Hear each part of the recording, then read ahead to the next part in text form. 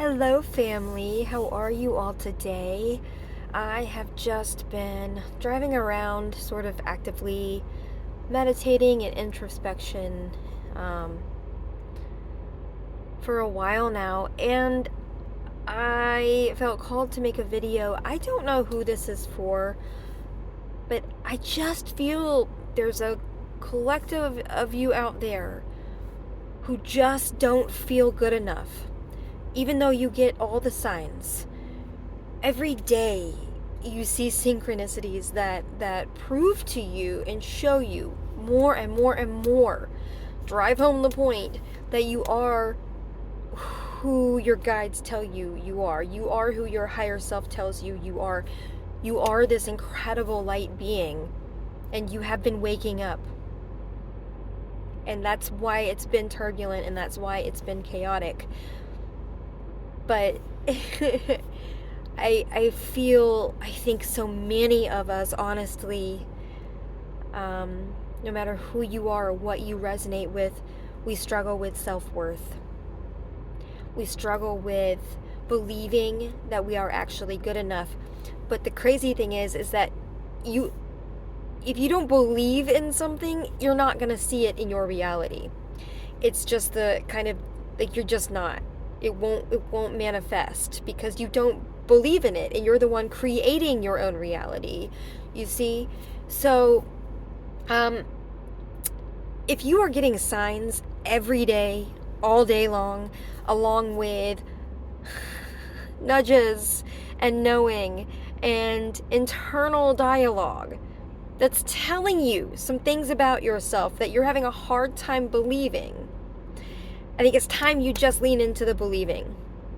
Like, believing really is seeing, in this sense. It is. You have to believe it to manifest it. It can't. It's not just going to come to you and you have one foot in and one foot out. No, this is the time right now. I'm telling you, it's time for all of us to stand up, to realize that we were put through all kinds of hell and left super traumatized, and so many of us, like, with no support and just no manual, no. Even if we have tools, we didn't know how to access them. I mean, that's just been trial and error like a motherfucker. Can we talk about that for a second? Although I'm not going to, because I know that this is going to reach a group of people who understands what I'm saying 1,000%, who's lived this life, who really, despite the fact that you are incredibly talented, very bright, a genius at probably way more than one thing, and you have all the potential in the world, but somehow, for some reason, you just can't seem to fucking reach it. And it's not because you don't have the motivation, and it's not because you don't want it bad enough. It's because you've had people in your life that have been literally gaslighting you to where now this is where you are. You know without a doubt that something is okay to believe in, something is okay to lean into, and you still don't, because of all the years of gaslighting and what that's taught you. What that manipulated you into sort of believing was that you're not deserving of anything everybody else is deserving of. And that's the truth. It's the crappiest truth. It really is. But we get to this place where that is the mode we are in, and that is the only mode we know how to be in. And so we manifest nothing for ourselves, but we're celebrating everybody else's manifestations, like 100,000%. People that don't love us, people that don't celebrate us, we will keep around to be liked, for the external validation, because honestly, so many of us are just freaking nice. We're just nice. Even when we know we're being taken advantage of, we let it happen because we can see why this person is behaving the way that they are. And we have a tendency to really lean into, like, seeing the person's potential over seeing the reality of the situation, which is that person has to see their own potential for them to believe in it and to reach it. So even though you're seeing potential, it doesn't mean that person isn't behind your back being a real crappy person to you. It sucks. It is the harshest truth. I hate having to have the belief that not everybody is out for your highest good and not everybody is for you. That's an easier one to digest. Oh, okay, not everyone is for me, but not everyone is. Why would people purposely not want the best for other people? Like, that's another thing that's really idealistic kind of state of being that we, a lot of us are well, I mean, it's beautiful, right? It's so gorgeous to exist there, but it's not real.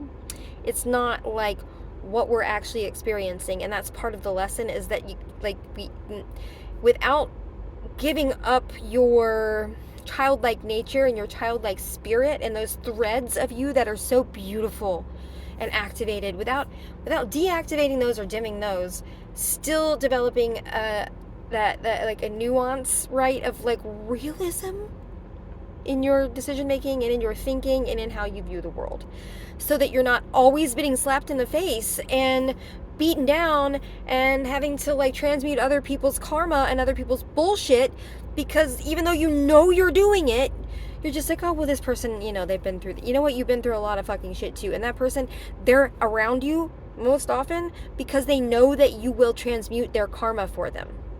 And they'll just take that good ass energy, that good, beautiful, golden fucking flow that you have, that everybody is so jealous of, like my precious type shit. They'll just continue to suck you dry of it. And then you'll be like, why am I so tired? And why don't I have any fucking money? And why am I just so drained all the time? And that, my friends, I think is where I have to say, you can't always be the angel that you vibe, like that resonate. Like, you can't always sit in that place. It doesn't mean you go and hurt people intentionally, but you have to understand that you are enough. You don't have to people please. You don't have to deal with those people at all. You don't owe them anything. It's in your best interest to disconnect energetically, 100% physically, but disconnect, cut the cords, man. Release this bullshit energy. Stop telling the environment and the universe and God that that's what you deserve and that's what you want. You have to start telling the universe that you want the best for yourself, whatever that is, really. And what I'm learning is you can't fit into everybody else's box either, because the universe is gonna listen. Everything is expanding in consciousness. You can't lie. It's energy. You just can't. So whatever is making you the happiest, it's got to come from a place of like you disconnecting from anything that disrupts your peace. Anything and everything that disrupts your peace, you've got to let it go. Sometimes that means you have to take your ego aside and have a real talking to with it and try and come to an understanding, because look, making decisions from your highest self, for your highest self, for your highest good is really important right now, because we're trying to do something massive. We're trying to not just globally raise vibration, but we're doing it on a galactic scale. We really are. This is huge. This has never been done before. It's so big. We've been practicing for this. We've been setting up for this. We've been planning for this. We've been in preparation for this.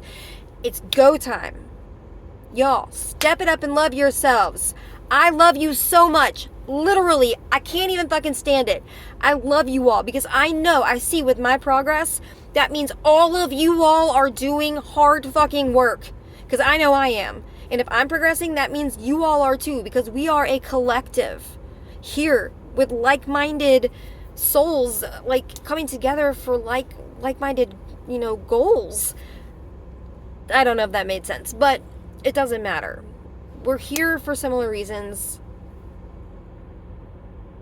And it's time to, I think Gandhi says it best, or relays the idea best, it's time to sort of get in our lane and be the change we wish to see, which starts with you, which starts internally, which starts with recognizing and maybe listing on paper all the external things that you get validation from, and really thinking about what that looks like in your life, and if it's serving you well or if it's detrimental. I think that's a really good place to start, even for me.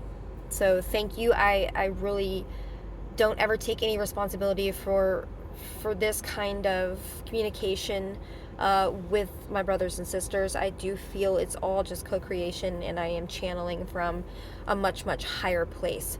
And I really appreciate this message today. I needed to hear it, and I really hope it reaches the collective of people that it needs to reach.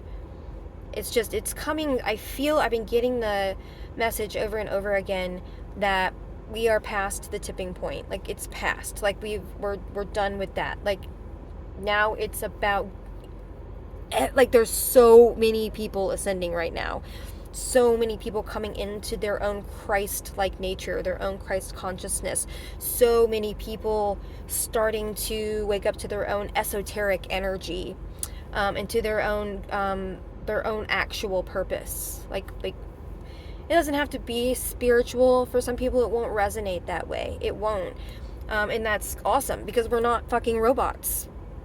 We're here to be authentic AF. I learned, it's been a while now, I was listening to someone, maybe on here or a podcast, but they were talking about, the vibration of love, of unconditional love, like that God vibration is the highest vibration, right? But actually the vibration of authenticity is like perhaps even higher than the vibration of love. You really can't have one without the other. I'd also really encourage you all to think critically about that, like the vibration of love and the vibration of authenticity. What does that mean to you? Does that mean bringing in more love to yourself, finding ways to be more accepting of who you are? Maybe cutting the cords with those people, places, and things that detract from your self-worth, right?